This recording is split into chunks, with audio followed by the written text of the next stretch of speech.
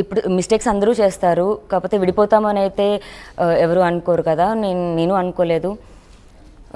తనవి ఎన్ని మిస్టేక్స్ ఉన్నా నేను అలాగే లోపల పెట్టుకునే ఉన్నాను. మరి ఎఫ్ఐఆర్ గురించే చెప్పాలంటే ఎప్పుడో వచ్చేదాన్ని బయటికి. నేను వదిలేస్తున్నాడు అన్న దగ్గర ఇంకొచ్చాను. ఇప్పుడు తన మిస్టేక్స్ అంటే ఎట్లాంటి మిస్టేక్స్ మీకు అంటే జనరల్గా ఇప్పుడు ఏ కపుల్ మధ్యలో అయినా సరే అండి, గొడవలైనా మిస్టేక్స్ అయినా ఏదున్నా సరే వదిలేయాలి లేకపోతే అన్నది ఎప్పుడూ లేదు.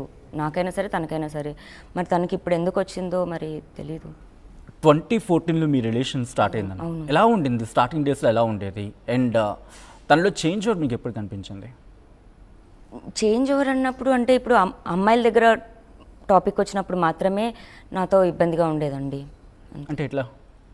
ఇప్పుడు ఎవరైనా మా అమ్మాయిలు కనెక్ట్ అవుతుంటారు కదా, అప్పుడే నాతో గొడవలు అవుతూ ఉండేవి. నేను గొడవ పడేదాన్ని. అంటే హీరో కాక ముందా లేకపోతే హీరో అయిన తర్వాత? హీరో అయిన తర్వాతే అండి. హీరో అయిన తర్వాత కూడా మీరు కలిసే ఉన్నారా? How long? ఇప్పటి వరకు. బట్ తనంటుంది అయితే మాత్రం మీరు కలిసిలేము చాలా రోజులు. ఏం ప్రూవ్ చేయాలండి? బట్ అది కూడా తనే. అదే అండి, ఒకే ఇంట్లోనే ఉన్నాము. ఇంకా ఒకే ఇంట్లో ఉన్నారు. ఒకే ఇంట్లో ఉన్నాము. మీరు అంటే సిచ్యువేషన్స్, మీరు 2014 నుంచి అంత డీప్ లవ్లో ఉన్నారు. మ్యారేజ్ ప్రపోజల్ కూడా చేశారన్నారు. కానీ సో మ్యారేజ్ చేసుకున్న సందర్భాన్ని కూడా మీరు చెప్పారు. మే 11th అతని బర్త్డే. నా బర్త్డేనే నాకు మన మ్యారేజ్ డే అవ్వాలి అని అతని నోటి నుంచే వచ్చింది. I said yes. సో గచ్చిబౌలిలో ఎల్లమ్మ టెంపుల్ ఉంది, అక్కడే తాళి కట్టాడు. అండ్ ఫ్యామిలీస్కి చెప్దామన్నాడు. ఒక 3 months తర్వాత 2 ఫ్యామిలీస్కి చెప్పాము. అండ్ కలిసి ఉంటున్నామని తెలుసు, డే 1 నుంచే తెలుసు. అండ్ కొంచెం మనీ అలా సేవ్ చేసుకున్నాక అఫీషియల్గా మంచిగా చేసుకుందాము అన్న ప్లాన్లోనే ఉండింది. సో పెళ్లి చేసుకున్న సందర్భంలో మీ ఇద్దరే ఉన్నారా, ఇంకెవరైనా ఉన్నారా అక్కడ? ఇద్దరమే ఉన్నామండి. మీ ఇద్దరు పెళ్లి చేసుకున్నారు. ఓకే. సో అదొక ప్రామిస్ లాగా మా ఇద్దరికి మాత్రమే. అది కూడా ఇప్పుడు సొసైటీ అన్నో లేకపోతే అంటే రిజిస్టర్ అనే థాట్ ఉండేది. అండ్ ఇలా వదిలేస్తాడు అని కూడా నాకు తెలీదు. ఎప్పుడూ ఆ థాట్ రాలేదు.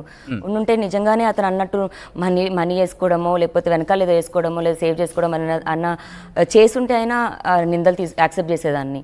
సో మ్యారేజ్ అనగానే ఒక లవబుల్ మూమెంట్ ఎవరికైనా తీసుకుంటాం. అవును, డెఫినెట్గా మేము అప్పుడు తీసుకోవడం అనేది అయితే జరిగింది. కానీ నా ఫోన్ ఈ మధ్య గొడవ జరుగుతున్న దాంట్లోనే 2 times ఫార్మాట్ చేశాడు. సో మా హార్డ్ డిస్క్లో ఎక్కడో ఉంటాయి, ఖచ్చితంగా అయితే ఉంటాయి. సో తన దగ్గర ఉంటాయి, మీ దగ్గర ఉంటాయా? ఇద్దరి దగ్గర ఉంటాయి. సో అంటే చాలా సందర్భాల్లో మనం చూస్తుంటే రెగ్యులర్గా అయితే మాత్రం పెళ్ళి అనగానే అఫ్కోర్స్ ఏదైనా ఈవెంట్, అఫ్కోర్స్ చిన్న బర్త్డే పార్టీస్ అయినప్పుడే సెల్ఫీస్ తీసుకొని గూగుల్ డ్రైవ్లోనే లేకపోతే అదే టెంపుల్లోనే అక్కడే ఇలాగే తీసుకున్నామండి. 3 photos ఏమో అప్పుడే తీసుకున్నాము. అండ్ లాంగ్ ఇయర్స్ బ్యాకప్ అండి. వెతుకుతాను ఒకసారి. రైట్. అంటే మ్యారేజ్ అయిన తర్వాత కంటిన్యూటీలో ఎప్పుడు డిఫరెన్సెస్ స్టార్ట్ అయ్యాయి మళ్ళీ మీకు? ఎప్పుడు లేదండి. పొద్దున్న లెగిస్తే నేను అతని మొహం చూడకుండా ఉండలేను, అతను బయటికి వెళ్తే నా మొహం చూడకుండా వెళ్ళడు. బట్ ఎందుకు మరి అంత డిఫరెన్సెస్ లేనప్పుడు ఎందుకు ఇక్కడ వరకు రావాల్సి వచ్చింది లావణ్య? టు బి హానెస్ట్, మాకు జరుగుతున్న గొడవలు కానీ కేసెస్ కూడా ఇంపాక్ట్ అయితే ఉంది.